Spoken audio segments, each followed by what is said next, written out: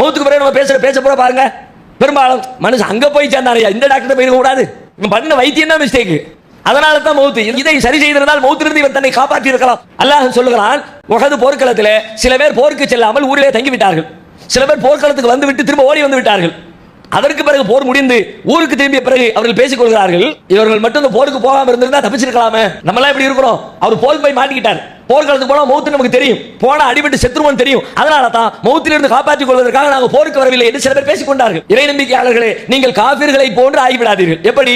அல்லாஹ் சொல்லுகிறான், அவர்கள் தங்கள் சகோதரர்களுக்கு சொன்னார்கள், இவர்கள் போருக்கு செல்லாமல் அல்லது பயணத்திற்கு செல்லாமல் நம்மோடு ஊரிலே தங்கி இருந்தால் இறந்திருக்க மாட்டார்கள், கொல்லப்பட்டிருக்க மாட்டார்கள் என்று பேசிக் கொள்கிறார்கள். அவன் போருக்கு போனாலும் மௌத்தா போகிறவன் மௌத்தா போவான், இந்த மருத்துவரிடத்தில் போனாலும் மௌத்தாகிறவர் மௌத்தாகுவார், வீட்டிலே இருந்தாலும் வீட்டிலே இருக்கிறவர் மௌத்தாக வேண்டிய நேரம் வந்தால் மௌத்தாகுவார். மரணம் அவருடைய நேரம் நிர்ணயிக்கப்பட்டு விட்டது என்றால் அந்த நேரத்திலே மரணம் அடைந்தே தீரும்.